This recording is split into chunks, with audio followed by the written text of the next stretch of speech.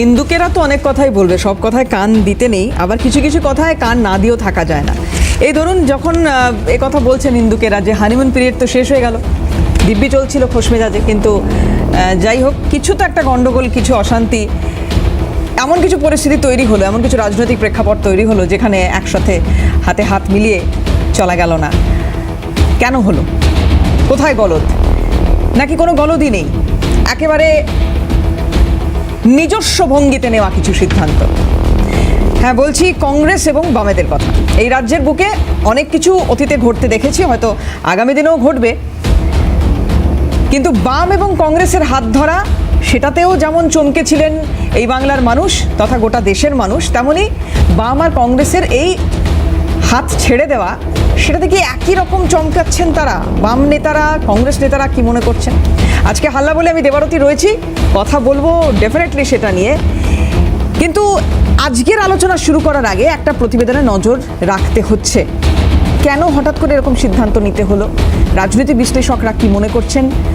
দলের অন্দরে কি চলছে দেখুন। আসন্ন পশ্চিমবঙ্গের বিধানসভা নির্বাচন কতমুখী হতে চলেছে, এই প্রশ্ন উঠতে শুরু করেছে, কারণ ইতিমধ্যেই বিরোধী শিবির নানা খণ্ডে খণ্ডিত হতে দেখা যাচ্ছে। একদিকে রয়েছে প্রধান বিরোধী দল বিজেপি, অন্যদিকে এবার একা লড়াইয়ের কথা বলছে কংগ্রেস। বামেদের সঙ্গে হাত ধরাধরি করে শূন্যতা ছাড়া যে তাদের কিছুই জোটেনি তা পরিষ্কার, বরং নিচুতলার কর্মীদের মধ্যে বিরূপ প্রতিক্রিয়া লক্ষ্য করা গেছে, যার ফলে সাংগঠনিক শক্তি হারিয়ে ক্রমশ ক্ষয়িষ্ণু হয়ে পড়েছে শতাব্দী প্রাচীন দলটি। কংগ্রেসের এই একলা চলো নীতি ঘোষণার পর আবার বামেদের অভ্যন্তরেও দেখা গেছে জোট নিয়ে জটিলতা। আইএসএফ এর সঙ্গে জোট গঠনে রাজি নয় বামফ্রন্টের শরিকদের একাংশ, যদিও সিপিএম এখনও আইএসএফ এর সঙ্গে জোটে প্রস্তুত।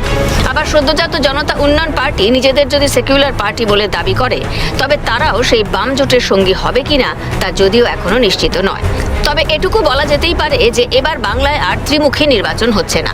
তৃণমূল, বিজেপি, কংগ্রেস ও বাম জোট এই মুহূর্তে চতুর্মুখী ভোটের পূর্বাভাস পাওয়া যাচ্ছে। আবার হুমায়ুন কবিরের দল যদি এককভাবে লড়াই করে, তবে অনেক জায়গায় পঞ্চমুখীও নির্বাচন হতে পারে। কিন্তু প্রশ্ন হচ্ছে, এই বহুমুখী নির্বাচনে কার লাভ, কার ক্ষতি? পাটিগণিতের সহজ অঙ্কই কিন্তু এর উত্তর বলে দিচ্ছে যে বিরোধী ভোট যদি বিভাজিত হয়, তবে তার ফল কি হতে পারে। গত কয়েকটি নির্বাচনে বাম কংগ্রেস জোট নির্বাচনী ময়দানে থাকলেও মূলত ভোট হয়েছে দ্বিমুখী। সেখানে তৃণমূল কংগ্রেস এবং বিজেপির মধ্যেই প্রধান লড়াই লক্ষ্য করা গেছে, ফলাফলও সেদিকেই নির্দেশিত হয়েছে। কিন্তু কংগ্রেস এককভাবে লড়াই করলে পুরনো কংগ্রেস কর্মীদের আস্থা ফিরতে পারে। সেক্ষেত্রে কংগ্রেস অধ্যুষিত এলাকায় তারা নিজেদের অস্তিত্ব ফেরানোর চেষ্টা করতে পারে, কারণ বামেরা শূন্যের গেরোয় আটকে রইলেও গত 2024-এর লোকসভায় কিন্তু কংগ্রেসের একটি আসন রয়েছে এই বাংলায়। অন্যদিকে আবার 2021 বিধানসভা নির্বাচনে বাম কংগ্রেস ও আইএসএফ এর জোটে একটি আসন রয়েছে নওশাদ সিদ্দিকীর দিকে। অর্থাৎ বহুমুখী নির্বাচনের শক্তিশালী ঘাঁটিগুলিতে তৃণমূল ও বিজেপিকে লড়াই দিতে পারে অন্য বিরোধীরা, কিন্তু সেই সংখ্যা খুবই সীমিত। তাই রাজনৈতিক মহলের একটা অংশ এই বহুমুখী লড়াইয়ের পিছনে আরও একটি অঙ্ক দেখছে, তা হলো আগামী 2029-এর লোকসভা ভোট।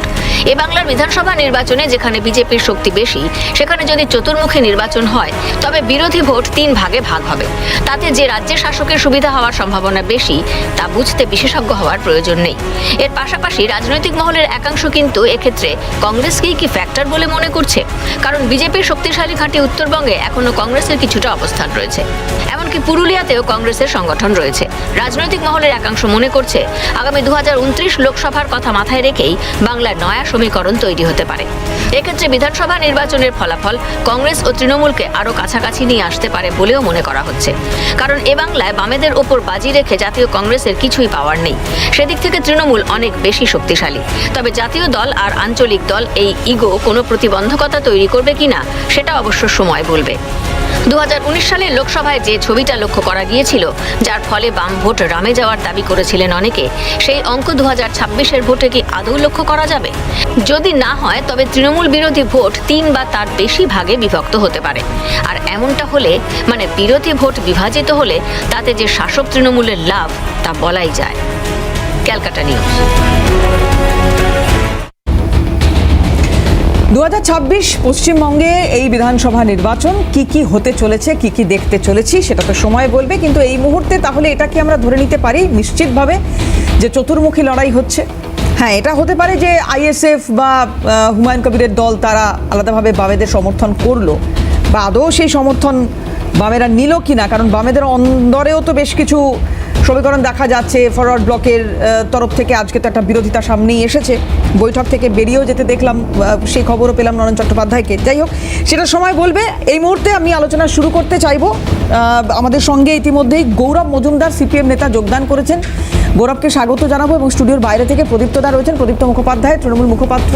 প্রদীপ্তদাকেও স্বাগত জানাবো, আমি আসবো। কিন্তু তার আগে শুভঙ্কর সরকার ঠিক কি বলেছেন একটু শোনাতে চাইবো আপনাকে। দেখুন, আমি একটা কথাই বলতে পারি, কংগ্রেস এককভাবে 2026-এর বিধানসভা নির্বাচনে লড়াই করবে এবং আমাদের সমস্ত কর্মীরা, বাংলার সমস্ত কংগ্রেসের নেতৃবর্গ সবাই মিলে যা চাইছিলেন, সর্বভারতীয় কংগ্রেস কমিটি তাকে অনুমোদন দিয়েছেন। আমরা রাজ্য কংগ্রেসের পক্ষ থেকে আন্তরিক অভিনন্দন আমরা জানাই যে সর্বভারতীয় কংগ্রেস কমিটিকে কালেকটিভ লিডারশিপে বিশ্বাস করে। আমাদের মধ্যে অনেক গুরুত্বপূর্ণ নেতা আছেন যারা কেন্দ্রীয় মন্ত্রী হয়েছেন, যারা দেশকে নেতৃত্ব দিয়েছেন, যারা রাজ্যকে নেতৃত্ব দিয়েছেন। এই রকম অসংখ্য মুখ আছে, তারাও ফেস হবেন। এবং রাহুল গান্ধী ভারতবর্ষের যুব সমাজের কাছে, নিপীড়িত শোষিত মানুষের কাছে সবথেকে বড় ফেস। আর দ্বিতীয় জিনিস হচ্ছে, যে কোনো দলের কর্মসূচিটাই হচ্ছে সেই দলের সবথেকে বেশি গ্রহণযোগ্য ফেস হিসাবে গৃহীত হয়। এবার আমরা কালেকটিভলি সেই লড়াই লড়ব। কংগ্রেস হাইকমান্ডের তরফ থেকে নেওয়া এই সিদ্ধান্ত, ওদের মতে হচ্ছে যে এই বাংলার কংগ্রেস নেতারা তারা বলছেন এমনটা, তারা দাবি করছেন এমনটা। আর সেখানে কংগ্রেসের হাইকমান্ড তারা মনে করছেন যে অবশ্যই কংগ্রেসের যারা বাংলার নেতৃত্ব রয়েছেন তারা যেটা বলছেন, তারা যেটা চাইছেন সেটা মেনে নেওয়া উচিত বা দরকার। কেন দরকার, কেন উচিত, যেটা বিগত দিনগুলোতে যদি 19 বা 21, 24 মানে 16 বা তার পরবর্তী সময় থেকে ধরি, এটার অন্যথা এবার হচ্ছে কেন বা প্রয়োজন কেন হলো? তার আগে, এই আলোচনা শুরু করার আগে আমাদের সঙ্গে আরও দুজন অতিথি যোগদান করেছেন, আলাপ করাবো তাদের সঙ্গে। আমাদের সঙ্গে রয়েছেন কংগ্রেস মুখপাত্র লিপিকা ঘোষ, লিপিকা দিকে স্বাগত জানাবো অনুষ্ঠানে। এবং রয়েছেন পাশাপাশি অরিজিৎ বক্সি, বিজেপি মুখপাত্র, অরিজিৎ দাকেও স্বাগত জানাবো। আমি শুরু করার চেষ্টা করছিলাম এইখান থেকে যে এবার বাংলায় চতুর্মুখী লড়াই হবে কিনা, আমি আসবো সেই জায়গায়। কিন্তু তার আগে যখন লিপিকা দি ইতিমধ্যে চলেই এসেছেন, তখন দিদি এটা দিয়ে একটু শুরু করি। হঠাৎ এখন প্রয়োজন হলো কেন এটা, বা কেন বুঝলেন যে একা লড়বেন? না, একা লড়ার চিন্তাভাবনা আমাদের বহুদিন ধরেই আমাদের চলছে, প্ল্যান প্রোগ্রাম, যে একা লড়তে হবে। কারণ কংগ্রেসের পাওয়ার শক্তি কতটা রয়েছে সেটা আমাদের পরীক্ষা করা ভীষণভাবেই জরুরি। মানে এইভাবে প্রত্যেক বছরই প্রত্যেক ইলেকশনেই আমরা কারোর জোট করে লড়বো, এটা হতে পারে না। কংগ্রেস একটা ইন্ডিভিজুয়াল দল এবং এত বছরের পুরনো একটা দল। সেখানে কংগ্রেস পশ্চিমবঙ্গে জাতীয় দল, পশ্চিমবঙ্গে তার কি কতটা শক্তি আছে সেটা দেখতে গেলে আমাদেরও যদি সেটা বিচার করে দেখতে হয়, পরীক্ষা করতে হয়, তাহলে আমাদের একা লড়তে হবে এবং সেইভাবেই চিন্তা ভাবনা করা হয়েছে। না, সেটা খুব ভালো কথা।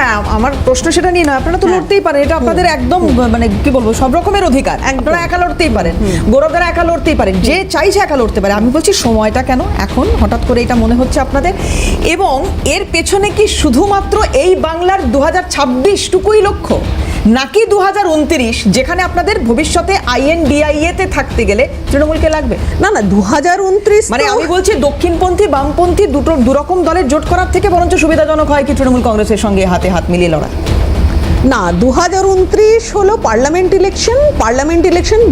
2029-এর আগে আমরা তখন ভাববো আমরা কি করব না করব। কিন্তু এই মুহূর্তে 2026-এ দাঁড়িয়ে পশ্চিমবঙ্গের অ্যাসেম্বলি ইলেকশনের ক্ষেত্রে আমাদের মনে হয় এই পরীক্ষাটা আমাদের করা ভীষণভাবে দরকার, যে আমাদের কি শক্তি আছে কি না আছে। সেখানে যখন আমরা হাইকমান্ডের থেকেও আমাদের একটা ডিমান্ড ছিল এবং আমরা যখন হাইকমান্ডের থেকেও আমরা এই পারমিশনটা পেলাম, যখন বললো যে হ্যাঁ তোমরা লড়তে পারো, আমরা সেই শক্তি মনে হয়েছে আমরা অর্জন করতে পেরেছি, আমরা লড়বো। বেশ, এই যে বলছেন দিদি যে শক্তি অর্জন করতে পেরেছি, এটা কিসের নিরিখে বলছেন জানি না, কারণ যে নির্বাচনগুলো হয়েছে, আমি যদি 2024 লোকসভার নিরিখেও এই একটা তথ্য এখানে দিয়ে রাখতে চাইবো, আপনারা আরো বেটার জানবেন, দর্শকদের জন্য একটু জানিয়ে রাখি, 2024 লোকসভার নিরিখে যদি আমি বিধানসভা ওয়ারি ফলের কথা বলি, তাহলে দেখা যাচ্ছে যে তৃণমূল কংগ্রেস 192টা বিধানসভা কেন্দ্রে এগিয়ে রয়েছে, বিজেপি 90টা মতো আসনে এগিয়ে রয়েছে, বামেরা একটি আসনে এগিয়ে রয়েছে এবং কংগ্রেস তারা 11টি আসনে এগিয়ে রয়েছে। ফলে কংগ্রেস যদি এই জায়গা থেকে ভাবে যে আমরা বামেদের হাত ছাড়লে এই 11 সংখ্যাটা আরো বেশ কিছুটা বাড়তে পারে, তারা ভাবতেই পারেন, এটা নিয়ে নতুন করে বলার কিছু নেই। কিন্তু আমি এই বিস্তারিত এই তথ্যে আসবো, কিন্তু এত ক্ষোভ কংগ্রেসের নেতারা যে বুকের মধ্যে জমিয়ে রেখেছিলেন, সুমন রায়চৌধুরী কংগ্রেস নেতা, তার বক্তব্য না শুনলে বোঝা যেত না।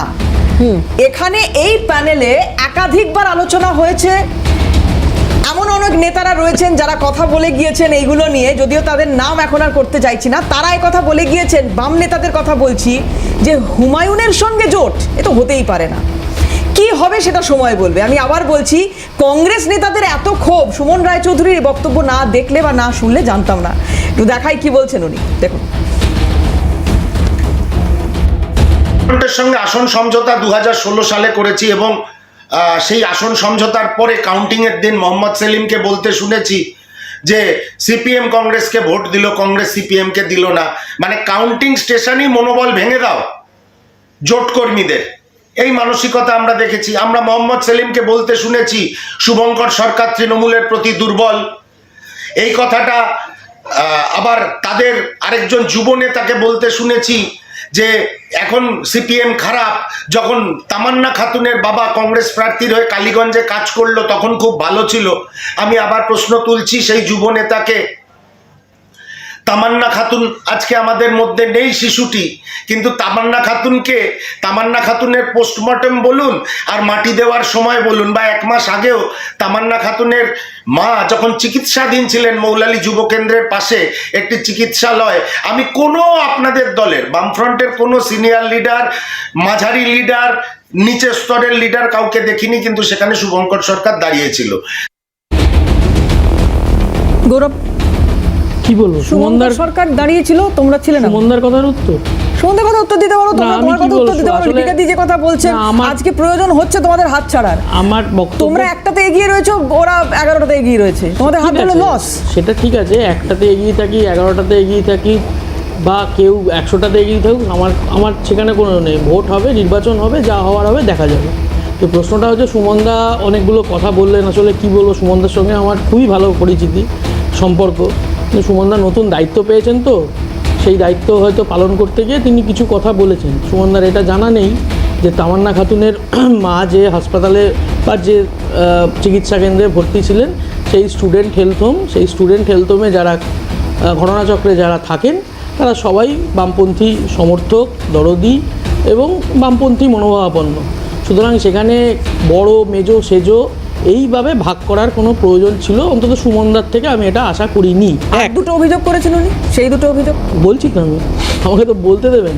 দ্বিতীয় কথা হচ্ছে, কংগ্রেস একটি জাতীয় দল, আপনি বলেছেন, কংগ্রেসের প্রতিনিধিও তিনি বলেছেন, কংগ্রেস জাতীয় দল, কংগ্রেস তার ওয়ার্কিং কমিটি বা কি যে কমিটিতে সিদ্ধান্ত করেছে যে তারা একা লড়তেই পারেন, কোনো অসুবিধা নেই, এখানে কোনো অসুবিধা নেই। কংগ্রেসের মত নিয়ে লড়েছেন, আমরা আমাদের মত নিয়ে লড়বো, আমরা আমাদের মতন করে লড়বো, কংগ্রেসের মতন করে লড়বে, এটাই গণতন্ত্রের সিস্টেম বা এটাই গণতন্ত্রর বিষয়। এখানে করার কোনো ব্যাপার নেই, ঝগড়া বাঁধানোর কোনো ব্যাপার নেই। কিন্তু কথাটা হচ্ছে যে আমি ভাবছিলাম হঠাৎ করে সন্ধেবেলার প্যানেলে সিপিআইএমকে নিয়ে আলোচনা, বামফ্রন্টের নিয়ে আলোচনা, এতদিন আপনারা বলছিলেন বামফ্রন্ট কোথাও নেই, সিপিআইএমকে খুঁজে পাওয়া যাচ্ছে না, হঠাৎ করে সিপিআইএমকে নিয়ে আলোচনা, প্যানেল বসিয়ে দিলেন আপনারা, এবং সিপিআইএম কী করছে, আগামী দিনে কী করবে না করবে, এই নিয়ে বেশ সাংবাদিকদের একটা গরম গরম বিষয়পত্র, এটা দেখে আমার বেশ ভালোই লাগে। তার মানে আমি বুঝতে পারছি অভ্যেস চলে গেছে বলে কি, আমার অভ্যেস চলে যায়নি, আমি এইখানে ক্ষমতায় থাকার পর আলোচনা হবে, আমি এইখানেই আলোচনায় আপনাকে যাচ্ছি নির্বাচনের সময় আলোচনার বিষয় না। সিপিএম বাংলা বাঁচাও যাত্রা করেছে, সিপিএম বিভিন্ন সময় রাস্তায় দাঁড়িয়ে আন্দোলন করেছে, সিপিএমের কর্মীর বাড়ির মেয়েটা নির্বাচনের পর যারা জিতলো তাদের ছোড়া বোমাতে মারা গেল, সিপিএম কর্মীটা যারা হচ্ছে যে বাদল শেখ মে দিবসের দিন পতাকা তুলতে গিয়ে বিকেলবেলা খুন হলো, এইটা হচ্ছে সিপিএম। সিপিআইএম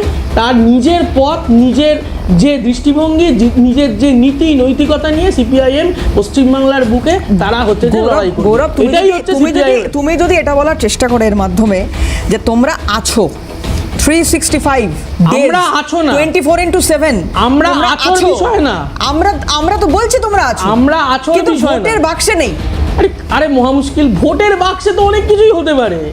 ওখানে লিপিক এখানে সুমনদা বললেন, শেষ কথা এখানে সুমনদা বললেন যে মোহাম্মদ সেলিম নাকি হচ্ছে যে নির্বাচন কেন্দ্রে দাঁড়িয়ে তিনি বলেছিলেন কি একটা কথা, কিন্তু আমি জানি না, আমি কোথাও শুনিনি। আমি নিজে নির্বাচনে একদম সরাসরি প্রত্যক্ষভাবে কাজ করি এবং পোলিং এজেন্ট হই এবং কাউন্টিং এজেন্ট হই এবং সমস্ত কিছু দেখি, কিন্তু কথাটা হচ্ছে কোথাও মোহাম্মদ সেলিম বলেনি। উল্টে মোহাম্মদ সেলিম এটা বলেছেন যে অধীর সেলিমকে হারানোর জন্য এই হুমায়ুন কবিরকে মমতা বন্দ্যোপাধ্যায় কাজে লাগিয়েছিলেন। এই কথা মোহাম্মদ সেলিম যেদিনকে নির্বাচনের রেজাল্ট বেরিয়েছিল সেদিনও বলেছেন। সেইটা ওই বদ্ধ ঘরে হুমায়ুন কবিরকে বলেছিলেন কি মোহাম্মদ সেলিম? ওই বদ্ধ ঘরে হুমায়ুন কবিরকে বলেছিলেন কি মোহাম্মদ সেলিম?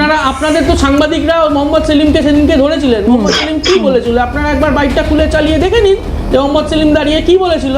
আপনারা হুমায়ুন কবিরের কথা বললেন, আর হুমায়ুন কবির পরে যে কথা বললো তাকে দিয়ে যিনি এই কাজ করানোর প্রক্রিয়া বা পরিকল্পনা করেছিলেন সেইটা নিয়ে আপনারা আলোচনা হচ্ছে যে করেন না। যে হুমায়ুন কবিরকে দিয়ে যারা কাজ করিয়েছিল সেই কথাও হুমায়ুন কবির দাঁড়িয়ে বলেছেন, সেইটা নিয়ে আপনারা হচ্ছে যে আলোচনা করেন না। তার কারণ আপনাদের অসুবিধা আছে।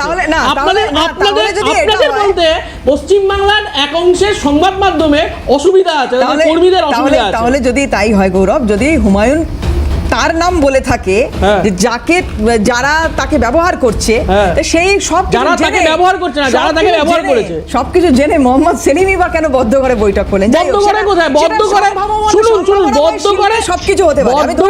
বদ্ধ করে বৈঠক করলে আপনার সংবাদ মাধ্যম গিয়ে ওখানে হচ্ছে যে দাঁড়িয়ে থাকতো না। বেশ, আমি বুঝতে পেরেছি শিল্প তাকে সম্মান করে। হ্যাঁ জানি, পশ্চিমবাংলার শিল্প, পশ্চিমবাংলার সংবাদ বলেছেন। আমি শোনাবো, তার আগে একটা ব্রেক নেব। আমি আসছি ভাই, আসছি একটা বিরতি নেব। বিরতির পর ফিরে এসে এই সম্ভাবনাময় শিল্প নিয়ে শঙ্কর ঘোষ কি বলেছেন, বিজেপি বিধায়ক, তার প্রতিক্রিয়া শোনাবো। খুব দ্রুত ফিরছি, সঙ্গে থাকুন। দেখুন, আমি যখন বামপন্থী রাজনীতি ছেড়েছিলাম তখন এই প্রসঙ্গে বলেছিলাম বাম সমর্থকদের জন্য নয়, বাম নেতাদের একাংশ আছেন যারা বিধানসভা বা লোকসভায় প্রবেশ না করতে পারার জন্য তাদের মন আকুপাকু করছে, ফলে তারা বিভিন্ন ঘরে ঢোকেন। আজকে এই ঘরে ঢোকেন, কালকে ওই ঘরে ঢোকেন, পরশু ওই ঘরে ঢোকেন। এখানে কোনো নীতি নৈতিকতা নেই। বামেদের কিছু নেতা তারা আসলে বিধানসভায় ঢোকার জন্য, লোকসভায় জেতবার জন্য তারা মাঝে মাঝেই ঘর পাল্টান। এই ঘর পাল্টানোটা নীতি নৈতিকতার মধ্যে নিয়ে যদি আপনি আলোচনা করেন তাহলে আমার মনে হয় সেটা সাদা কাগজে সাদা কালি দিয়ে লেখার মতন ব্যাপার। খুব ছোট করে একটু গৌরবের প্রতিক্রিয়া নিয়ে আমি বলবো, তো শঙ্করদাকে বলবো যে এপস্টিন ফাইলটা যে খোলা হয়েছে, প্রধানমন্ত্রী কোন কোন ঘরে গেছিলেন একটু যদি শঙ্করদা বলে দেন, এটা আমার মনে হয় ভালো হবে। এই বাম নেতাদের ঘর খুঁজে না গিয়ে নরেন্দ্র মোদী কোন কোন ঘরে উকি ঝুঁকি মারছেন এপস্টিন ফাইল থেকেই আমরা তো জানতে পারছি। ওর প্রশ্নের উত্তর যদি শঙ্করদার দেন, আমি এই প্রশ্নের উত্তর দেবো। তো শঙ্করদার প্রশ্নের উত্তর কি দেবো? শঙ্করদার নীতি নৈতিকতার কথা বলেন, আগে হাতে চে গুয়েভারার ছবি আঁকতেন, এখন হাতে হনুমানের ছবি আঁকেন। আমি তার কি নীতি নৈতিকতার উত্তর দেবো? আমার উত্তর দেওয়ার মানে কোনো ইচ্ছা নেই। আমি এইটুকুনি বলতে পারি শঙ্করদার উদ্দেশ্যে, শঙ্করদা এই নির্বাচনের পর আপনি কোথায় যাবেন, কোথায় থাকবেন সেটা আগে থেকে দেখা যাবে। আর এই মুহূর্তে একটা গুরুত্বপূর্ণ খবরে নজর রাখতে হচ্ছে। এক দফাতেই ভোট সম্ভবত হতে চলেছে পশ্চিমবঙ্গে। নির্বাচন কমিশন সূত্রে এমনটাই খবর পাওয়া যাচ্ছে। এর আগে একাধিকবার সেই সম্ভাবনার কথা উঠে এসেছিল। এক দফা না দু দফায় ভোট পশ্চিমবঙ্গে, সেই নিয়ে একাধিক প্রশ্ন ছিল। আর এবার যেটা জানা যাচ্ছে, এই মুহূর্তের সব থেকে গুরুত্বপূর্ণ খবর, পশ্চিমবঙ্গে সম্ভবত এক দফাতেই ভোট হতে চলেছে। নির্বাচন কমিশন কি বলছে, অভিরূপা হাজরা আমাদের প্রতিনিধি রয়েছেন টেলিফোনে। অভিরূপা। দেখো, নির্বাচন কমিশন সূত্রের খবর যে সিও দপ্তরকে জিজ্ঞাসা করা হয়েছিল জাতীয় নির্বাচন কমিশনের পক্ষ থেকে যে তারা ক দফায় ভোট করতে প্রস্তুত, তারা যদি যে কথা দফায় ভোট করতে প্রস্তুত সে ব্যাপারে তারা কতটা প্রস্তুত রয়েছে বা কোথায় কোথায় ইভিএম বুথ লেভেল অফিসার এই ধরনের সমস্ত কাজকর্ম কতদূর এগিয়ে। আজকে একটি চিঠি মারফত সিও দপ্তর জানিয়েছে যে তারা এক দফায় ভোট করতে প্রস্তুত। পশ্চিমবঙ্গের সর্বত্র অবাধ নির্বাচন করতে, অবাধ শান্তিপূর্ণ নির্বাচন করতে নির্বাচন কমিশন একেবারে প্রস্তুত রয়েছে। তারা সমস্ত বুথে নিরাপত্তা সুনিশ্চিত করতে চেয়েছেন বা করতে পারবেন। পাশাপাশি সব বুথে বুথ লেভেল অফিসার থেকে শুরু করে ভোট কর্মী প্রত্যেককে পৌঁছে দিতে পারবেন, ইভিএম পৌঁছাতে পারবেন এবং সব দিক থেকেই বলা যায় নিরাপত্তা এবং টেকনিক্যাল সব দিক থেকেই সিও দপ্তর প্রস্তুত রয়েছে এক দফা নির্বাচন করতে। এবার শুধু জাতীয় নির্বাচন কমিশনের গ্রিন সিগন্যালের অপেক্ষা, তারপরেই নির্ধারিত হয়ে যাবে ক দফায় ভোট হতে চলেছে আগামী পশ্চিমবঙ্গের বিধানসভা নির্বাচন। অনেক ধন্যবাদ অভিরূপা। কথা বলছিলাম, অভিরূপা হাজরা আমাদের সঙ্গে ছিলেন টেলিফোনে। আমি খুব ছোট করে এই বিষয়ে একটু সবার রিয়াকশন নিয়ে নেবো, তারপর আবার ইস্যুতে ফিরবো। আমি প্রদীপ্তদার কাছে একটু যাই। প্রদীপ্তদা, এক দফায় ভোট কি মনে হচ্ছে, যদি এটাই শেষ পর্যন্ত শিলমোহর পড়ে কিরকম হবে নির্বাচন? এক দফা, দু দফা, 10 দফা, যখনই যে নির্বাচন হবে মমতা বন্দ্যোপাধ্যায় সেখান থেকে শুরু করবেন, সেখান থেকে আমাদের ভোট রাজনীতি শুরু হবে এবং আবার আমরা আমাদের নির্দিষ্ট বা অভিষ্ট যে লক্ষ্য 250-এর কাছাকাছি সেখানে আমরা নিশ্চিতভাবে পৌঁছাবো। বেশ, অরিজিৎ দা, আমি এটা নিয়ে আগে একটু রিয়াকশন নিয়ে নিই, তারপর আমি আসবো আজকের আলোচনায়।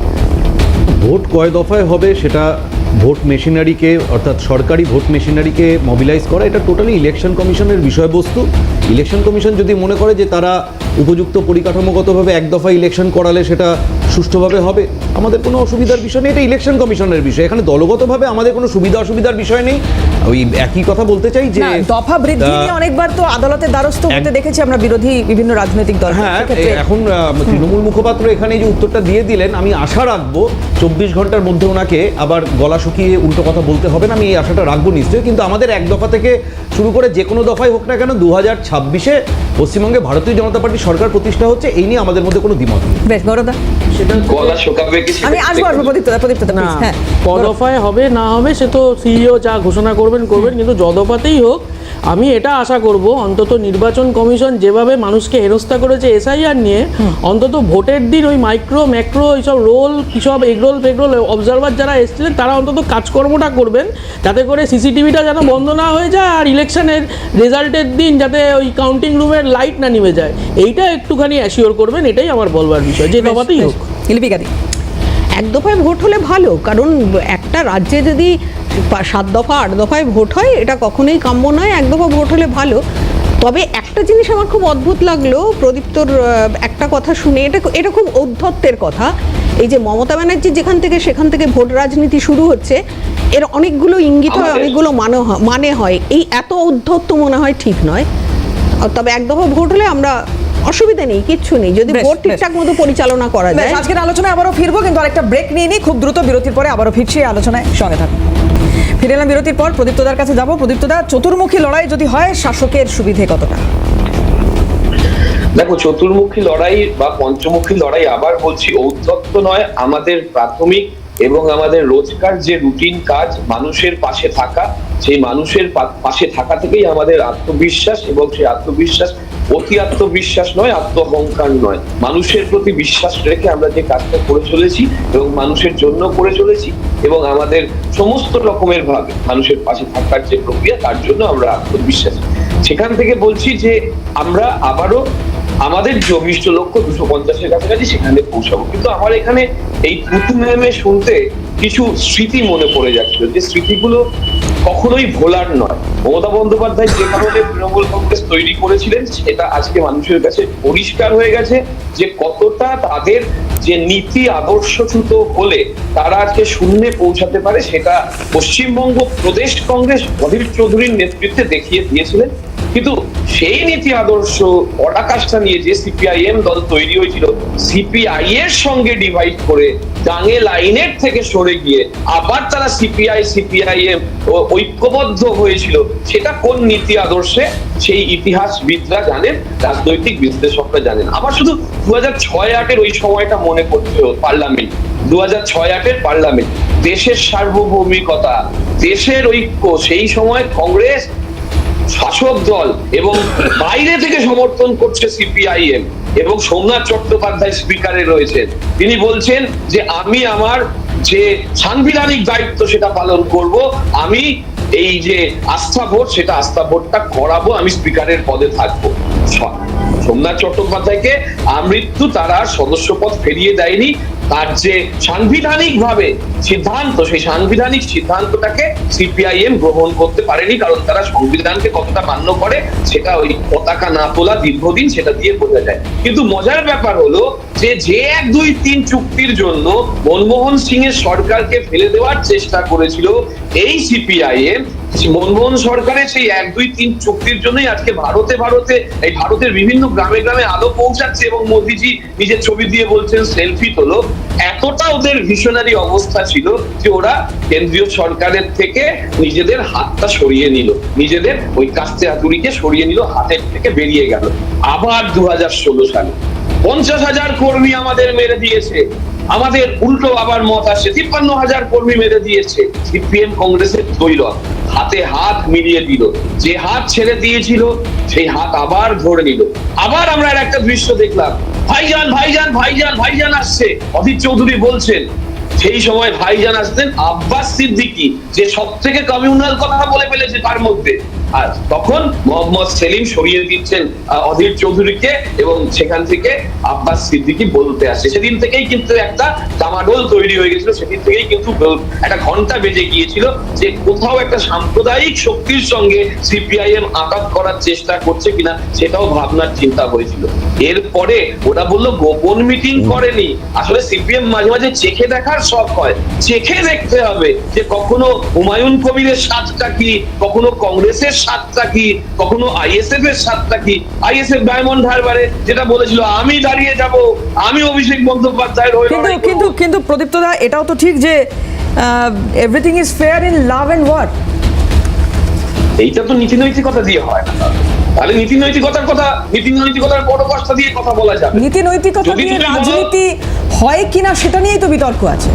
এটা সিপিআইএম কে বোঝান না, এটা আমাদের বোঝাতে হবে না। তারা যে মানুষের রাজনীতি করবে কিনা, বা তারা মূলত নিজেদের নীতি আদর্শ নিয়ে চলবে কিনা, বা প্রদেশ কংগ্রেসের সঙ্গে চলবে কিনা, ঘাটের তলা থেকে টাকা পাওয়াটা হচ্ছে নীতিনৈতিকতার একটা আদর্শ উদাহরণ প্রদীপ্তদা, সেটা আমরা জানি না। আর এই যে কিছু খেলা টেলা পাওয়া গেছিল ওটাও নীতিনৈতিকতার একটা আদর্শ উদাহরণ নাকি? এই আক্রমণটাই চলবে। প্রদীপ্তদা, যদি রাজনীতি সম্ভাবনাময় শিল্প না হয় তাহলে এনডিএতে মমতা বন্দ্যোপাধ্যায় থাকতেন না। আমি তো সেখানেই বলছি, নীতিনৈতিকতার পরাকাষ্ঠা নিয়ে যারা কথা বলে এই কথাগুলো তাদেরকে বলুন। তার মানে মমতা ব্যানার্জি নীতিনৈতিকতা নেই? তার মানে মমতা ব্যানার্জি নীতিনৈতিকতা নেই প্রদীপ্তদা? কি বলছো তুমি তোমার দলের নেত্রী সম্পর্কে? বাইরে আছি সব কথা কাটলেট খাইয়েছিল এক সময় সিপিআইএম এর আসলে কে কাকে কাটলেট খাইয়েছিল?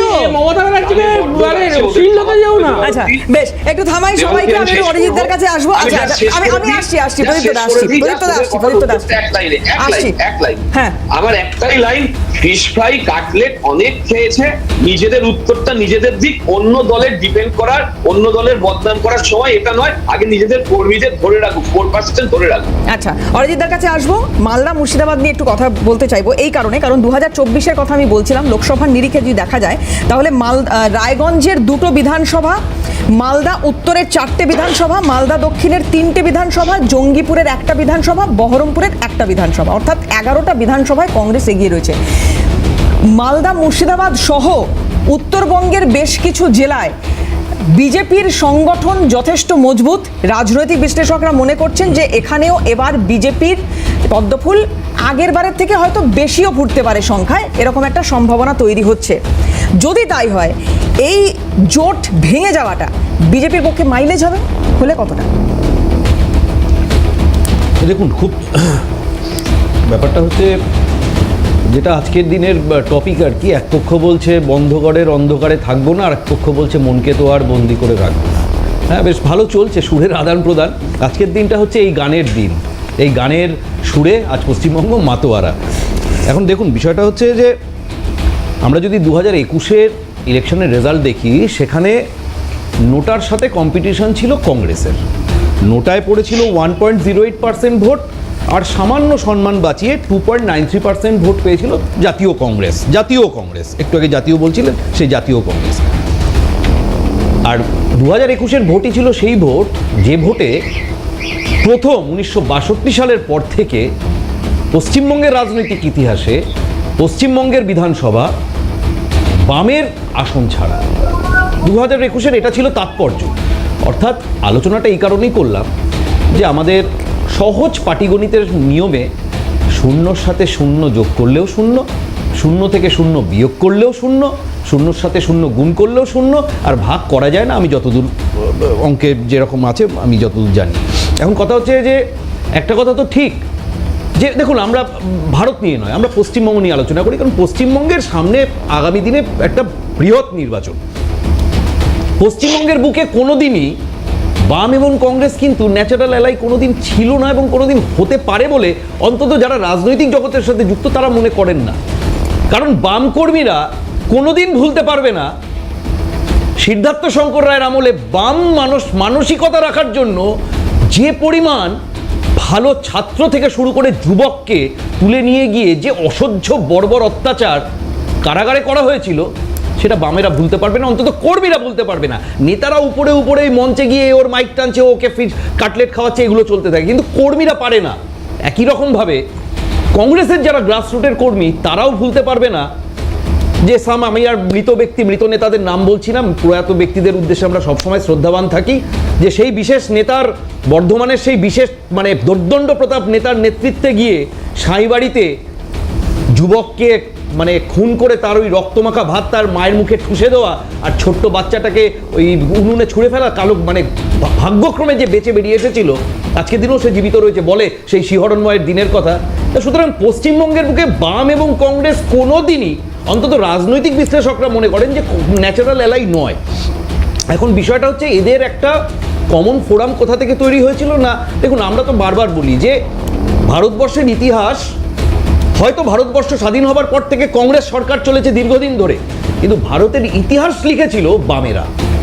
কারণ এর একটা সহজ উদাহরণ দিই, ভারতবর্ষের যে কোনো রাজ্যের প্রত্যন্ত জায়গায় চলে যান, সেখানে যদি একটা, আমি আজ থেকে 5-7 বছর আগের বা 10 বছর আগের কথা বলছি, সেখানে যদি একটা শিক্ষা কেন্দ্র অর্থাৎ সরকারি ইউনিভার্সিটি হোক, কলেজ হোক থাকে, এবং সেখানে আর কিছু থাকুক না থাকুক, আপনি দেখবেন লেফট মনোভাবাপন্ন কিছু শিক্ষক পাবেন। অর্থাৎ এই যে শিক্ষা ক্ষেত্রকে কংগ্রেস সরকাররা প্রথম থেকে হাতে করে তুলে দিয়েছিল এই বামেদের হাতে, যে কারণে ভারতের ইতিহাসের যে বিকৃত রূপ এই বামেরা বছরের পর বছর বসে বসে, আমি একটা যেমন রমিলা থাপারের উদাহরণ দেওয়া যায়, এই ধরনের শিক্ষাবিদ এবং ইতিহাসবিদেরা দীর্ঘদিন ধরে বাবরকে মহিয়ান করেছে, আওরঙ্গজেবকে দক্ষ শাসক করেছে, আর আকবরের ব্যাপারে তো যোধা আকবর বলে কেঁদে বাঁচেনি যে আকবর। একটু আকবর আর যোধাবাইয়ের সম্পর্কটা নিয়ে যদি সামান্য ইতিহাস চর্চা করা যায়, তাহলে দেখা যায় এর থেকে নোংরা সম্পর্ক ইতিহাসের পাতায় আর কিছু হতে পারে না। এখন কথা হচ্ছে এই যে পলিটিক্যাল ল্যান্ডস্কেপ, এটা আস্তে আস্তে ধীরে ধীরে কিন্তু 2014 পর থেকে আস্তে আস্তে অনেকটাই পরিবর্তন হয়েছে।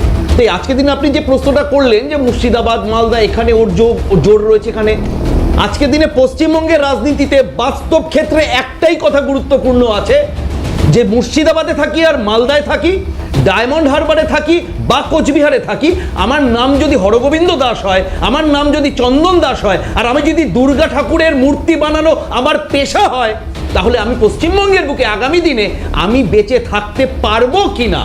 আজকে পশ্চিমবঙ্গের বুকে একটাই প্রশ্ন, যে আমি যদি একজন নারী হই, পশ্চিমবঙ্গের বুকে রাস্তায় 8টার পর বেরোবো, আমার মুখ্যমন্ত্রী বলে দেবে কিনা যে 8টার পরে বেরিয়েছো কেন, আমরা তো সিকিউরিটি দিতে পারবো না, আর সাংবাদিক হলে বলে দেবে যে গ্রুপের মধ্যে গেছো কেন, আমরা তো করতে বলিনি। পশ্চিমবঙ্গের বুকে আজকের দিনে অন্তত নির্বাচনের ক্ষেত্রে এর থেকে বড় প্রশ্ন আর নেই।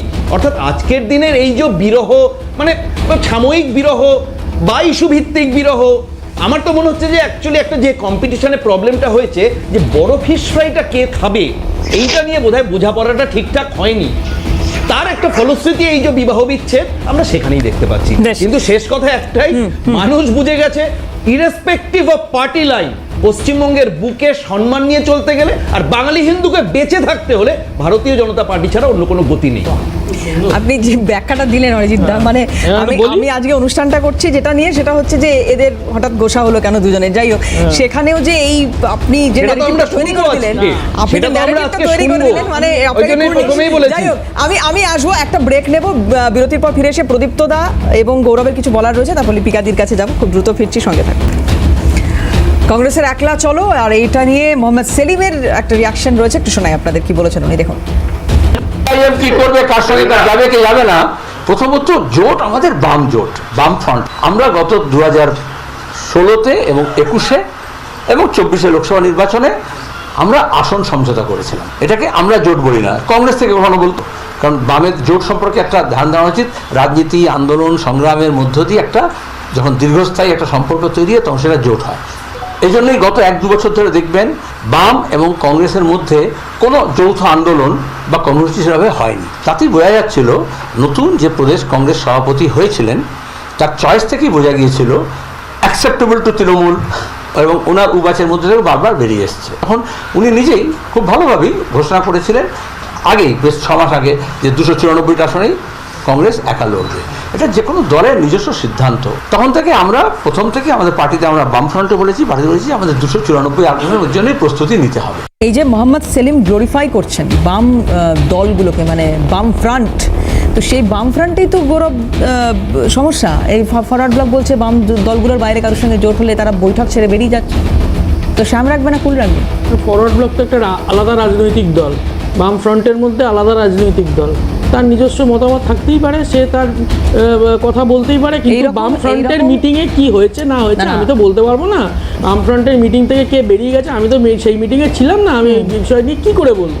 আপনাদের জানা থাকতে পারে, আপনারা মনের মাধুরী মিশিয়ে বলতে পারেন। না, মনের মাধুরী মেশাচ্ছি না, তোমরা বলো না ভাই। তাহলে এই যে বাম ফ্রন্ট, এই যে একটা গ্লোরিফিকেশন, এটা কি মানে আজকে কোথায়, সেটা কোথায়?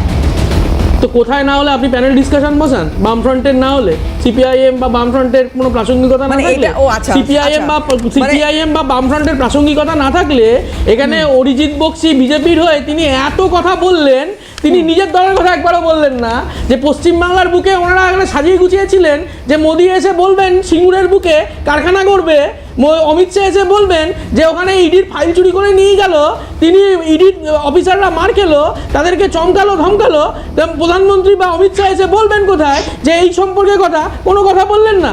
তিনি বামফ্রন্টকে জ্ঞান দিয়ে গেলেন, কংগ্রেসকে জ্ঞান দিয়ে গেলেন। আরে জ্ঞানটা নিজের দলের লোকজন থেকে দিন, আপনাদের দল থাকবে কিনা আগে ঠিক করুন। এখানে আপনাদের নেতা মন্ত্রী এমএলএ এমপিরা আজকে এদিক থেকে ওদিক করছে, আপনারা তাকে নিয়ে সামলান। আপনি বামফ্রন্ট বা কংগ্রেসকে এত জ্ঞান দিয়ে লাভ কি? আপনার কোনো জ্ঞান আছে? আর দ্বিতীয় কথা হচ্ছে, আর যদি জ্ঞান দিতে হয় তাহলে মিস্টার মোদিকে গিয়ে জ্ঞান দিন এপস্টিন ফাইল সম্পর্কে, যে ওখানে কি কি বেরিয়েছে সেগুলো। আমি কি বলছি, যদি আসন না থাকে তাহলে তো আমি ওখানে, মানে আমি তো কি বলবো, আইন বদলাতে পারবো না, মানে আমি কোনো রকম প্রশাসনিক পদক্ষেপে কোনো কিছুতে অংশগ্রহণ করতে পারবো না, আমার তো আসনটা লাগবে। দেখুন, আমি যদি গণতন্ত্রে থাকি আর অন্য বিরোধী রাজনৈতিক দল বলো, মানে প্রধান বিরোধী দল, শাসক দল, তাদের সমালোচনা করতে থাকি, সংসদীয় গণতন্ত্রে অবশ্যই আসন একটা ফ্যাক্টর, কিন্তু বাম ফ্রন্ট বা আমাদের পার্টি আমরা মনে করি যে এই মুহূর্তে দাঁড়িয়ে পশ্চিমবাংলার বুকে মানুষ যেভাবে বিভ্রান্ত, মানুষ যেভাবে আক্রান্ত, সেই আক্রান্ত বিভ্রান্ত হেনস্থা যারা করছে সেই মানুষদের পাশে হচ্ছে যে গিয়ে দাঁড়ানোটা আমাদের কাজ, আমাদের কর্তব্য, তাদেরকে নিয়ে লড়াই আন্দোলন গড়ে তোলাটা এই মুহূর্তের চাহিদা, সেই কাজ আমরা হচ্ছে যে করেছি। যদি 2 মাস পরে ইলেকশন হয়, এপ্রিলের 3rd উইক মোটামুটি বোঝা যাচ্ছে বা শোনা যাচ্ছে সূত্র মারফত, যদি হয়, অ্যাসেসমেন্ট কি তোমাদের দল নিয়ে? কিসের অ্যাসেসমেন্ট? কি করবে, কি হবে? অ্যাসেসমেন্ট তো লড়াই আন্দোলনের মধ্যে দিয়ে ঠিক হবে। কি হবে সে লড়াই? লড়াই তো চলছে, আরো লড়াই, আপনি অপেক্ষা করুন। 5 বছর তো পেরিয়ে গেল, নিশ্চয়ই 5 বছর কেন? এখন 2 মাসের মাথায় 5 বছর কেন? 5 বছর কেন? আরো সময় লাগতে পারে, কিন্তু আন্দোলন লড়াই তো একদিনে হয়নি। একদিনে তো হয়নি যে সিপিআইএম কর্মীদের হচ্ছে যে খুন করে ওই এলাকা ফাঁকা করে দেওয়া। করেছিলেন তো এই বিজেপি, এই তৃণমূল, কিছু নকশাল, তারা একসঙ্গে মিলে ওই ধর্মতলার মোড়ে বসেছিলেন তো, রাজনাথ সিং দৌড়ে এসেছিলেন তো, তথাগত রায় বসেছিলেন তো পাশে, পশ্চিমবাংলার সর্বনাশ করবার জন্য। পশ্চিমবাংলার সর্বনাশ হয়েছে কিনা আজকে শুভেন্দু অধিকারী মঞ্চে দাঁড়িয়ে বলছেন না সিঙ্গুরের বুকে কি হয়েছিল, আমরা বলছি কান ধরে ক্ষমা চাইতে হবে পশ্চিমবাংলার মানুষের কাছে ভবিষ্যতে এই তৃণমূল এই বিজেপি। আচ্ছা আমি একটা কথা, এটা গৌরবকে জিজ্ঞেস করে খুব একটা লাভ নেই, গৌরব হয়তো এটা বলতে আমি জানি না কিভাবে উত্তর দেবে। আমি কেন বলছি, যার ঘটনা গৌরব তার বাইরে যাবে না। আমি প্রদীপ্তদার কাছে আসি। প্রদীপ্তদা যেহেতু শাসকে এই মুহূর্তে রয়েছেন, তাই প্রদীপ্তদার পক্ষে বোধহয় এটা একটু বোঝাটা বা বলাটা সুবিধা হবে যে শাসকের যে ধর্ম, সেই ধর্মকে সম্পূর্ণরূপে বিসর্জন দিয়ে সঠিক বিরোধীর ধর্ম পালন করার মতো পরিস্থিতি, যোগ্যতা, এই সমস্ত কিছু বামেদের কি হয়েছে বিগত এতগুলো বছরে? না, সেটা তো ওই আমরা যখন মমতা বন্দ্যোপাধ্যায় কোর্টে যাচ্ছেন এবং সেইটা নিয়ে ব্যঙ্গ বিদ্রুপ থেকেই বুঝতে পেরেছিলাম। আর মমতা বন্দ্যোপাধ্যায় একই সঙ্গে এলওপির রোলটা প্লে করে দিয়েছেন। এই এলওপি আর লিডার অফ অপোজিশন নয়, এই এলওপি ছিলেন লিডার অফ দ্য অপ্রেসড। সেই লিডার অফ দ্য অপ্রেসড কিভাবে ভূমিকা পালন করতে হয় সেটা দেখিয়ে দিয়েছেন। কিন্তু যখন আমরা দেখি এই বামপন্থীরা নিজেদের নীতি আদর্শ নিয়ে বারংবার যে পরাকাষ্ঠার কথা বলে, এই মুহূর্তে গৌরব যে ঘটনাক্রমের উদাহরণ দিল, যে কেউ CPIM.org তে চলে গেলে যদি দেখতে চায় তাহলে সেইখানে আর একটা রাজনৈতিক দলের নাম ছিল, সেটার নাম ছিল কংগ্রেস। যে ঘটনাক্রমের কথা বললো ওই নকশালের সঙ্গে সিপিএম তৃণমূল মিলে সব খুন করেছে, সেই একই অভিযোগ তারা করেছিল কংগ্রেসকে সঙ্গে নিয়ে 2009 সালে। তাহলে কি এমন হলো যে 2016 সালে সেই কংগ্রেসের সঙ্গে হাত মেলাতে গেল? এখন দেখো CPIM বলবো না, CPBN, communist party of Bengal, এই কমিউনিস্ট পার্টি অফ বেঙ্গল আর কমিউনিস্ট পার্টি অফ কেরালা তারা কিভাবে সিদ্ধান্ত নেবে সেটা আমাদের এখানে জানার বিষয় না। আমাদের জানার বিষয় একটাই, মানুষের পাশে কিভাবে থাকতে হবে, নিপীড়িতদের পাশে কিভাবে থাকতে হবে, কিভাবে সুরক্ষার কথা বলতে হবে। কারণ কিছুক্ষণ আগে আমরা বিজেপি সুরক্ষার কথা শুনছিলাম না, যে সুরক্ষার কথা শুনতে গিয়ে এই যে এই ধরনের বইগুলো আমাদের চোখের সামনে চলে আসে না, যেটা আমাদের মানে পার্লামেন্টে পড়তে দেওয়া হয় না, দেশের সুরক্ষা। আসলে দেশকে বাঁচাতে গেলে জাতের নামে বজ্জাতি যে দল করে, ধর্মের নামে অধর্ম যে দল করে, যে দল ওই দীপক কুমারকে নিয়ে রাজনীতি করে, তাদেরকে কিভাবে জবাব দিতে হয় সেটা আবার 2026 দেখিয়ে দেবে। বিজেপি 77-এ ছিল, সেখান থেকে 50-এর নিচে নামতে খুব বেশি আর সময় নেই। আর মে মাসে আমি প্রদীপ্তদা একটু জিজ্ঞেস করি সিপিএম মানে বাম ফ্রন্ট এবং কংগ্রেস কতটা গুরুত্ব পাচ্ছে শাসকের কাছে? দেখুন, আবার ওরা শূন্যের সঙ্গে লড়াই করবে, সেটা কতটা এগোতে পারবে আর রামের দিকে কতটা যাবে তার উপর নির্ভর করছে। কারণ যে কেউ ভোট, যে ম্যাথমেটিক্স, সেটাকে যদি চর্চা করে তাহলে সংখ্যার নিরিখে বামেদের ভোট কমেছে। এবং বেশ, আমি বোধহয় কোনো একটা টেকনিক্যাল এরার হচ্ছে। আমি একটু লিপিকাদির কাছে একটা বিষয় একটু জানতে চাইবো। লিপিকাদি, এই না একটা বিষয় এখানে আমাকে একটু একটু ক্লারিফিকেশন চাইছি আমি। সেটা হচ্ছে যে প্রথমত আপনি বলছেন যে এই মুহূর্তে আপনাদের লক্ষ্য বাংলা, 2029 নিয়ে আপনারা ভাবছেন না, খুব ভালো কথা। কিন্তু 2019, 2021, 2024, আমি 2016-এর কথা বলছি না, 19, 21, 24 এই তিনটে নির্বাচনে ক্রমাগত রক্তক্ষরণ কংগ্রেসের, ক্রমাগত আসনের দিক থেকে বলুন, সংগঠনের দিক থেকে বলুন, এখান থেকে কোনো ভাবনা চিন্তা? সেখান থেকেও তো একটা ভাবনা চিন্তা আছেই, সেখান থেকে একটা ভাবনা চিন্তা আছে। দ্বিতীয়ত আর একটা কথা হলো, মোহাম্মদ সেলিম যদি ভেবে থাকেন যে উনি এইভাবে বলবেন আর উনি ওনার বাম ফ্রন্টে যে দলগুলো আছে উনি কংগ্রেসকেও যদি সেই শরিক ভেবে নিয়ে যা খুশি তাই মন্তব্য করবেন, তাহলে সেটা হতে পারে না। কারণ দুদিন আগেই নরেন চট্টোপাধ্যায় ফরওয়ার্ড ব্লকে তিনি বলেছেন যে ISF হুমায়ুন কবিরকে নিয়ে বলেছেন রাহু, তা আগে সেটা সামলে নিই। সেই জন্য আমরা আমাদের পথ দেখব, আমরা আমাদের মতো লড়াই করব। আর একটা কথা বলি, বিজেপি বন্ধু আমার অনেকক্ষণ ধরে বললেন অনেক কিছু, কোনো ধর্ম নিয়ে রাজনীতি করা দলকে আমরা মানে সত্যিকারের সঠিক দল বলে মনেই করি না। তারা ধর্ম নিয়ে রাজনীতি করে, তারা নাথুরাম গডসেকে, তারা রমিলা থাপারের কথা বলছেন, তারা নাথুরাম গডসেকে পুজো করেন। সেই জন্য ওদের কথা আমরা মান্যতাই দিই না।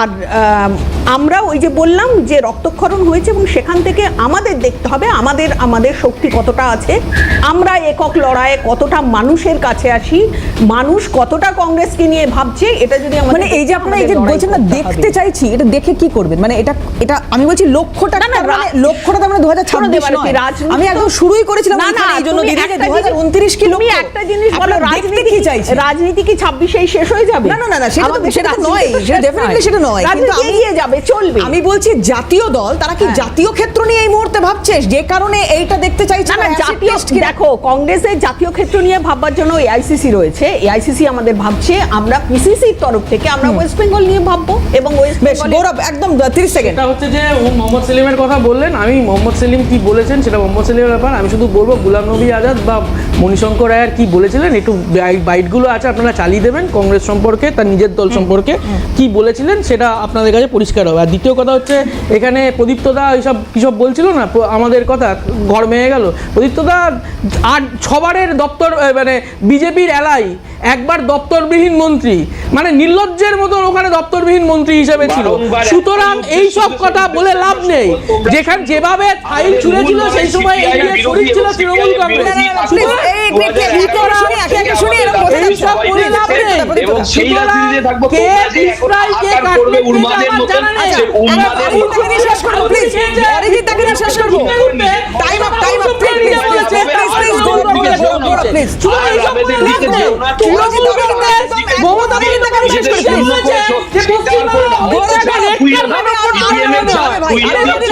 আজকে একদম সময় শেষ। Arijit da please, Arijit da, please please. হ্যাঁ, আমি প্রথমেই বলি যে ওই আবার আমি শূন্য ভার্সেস শূন্য নিয়ে কোনো আলোচনা করবো না, কিন্তু প্রদীপ্ত যে কথাটা বললো যে ওনার নেত্রী নাকি কি এলওপি, তার জায়গায় মানে লিডার অফ অপোজিশন থেকে কি leader of oppressed party, leader of oppressed, তা সেটা হয় এলওও, আর এলওতে উচ্চারণটা হয় লু।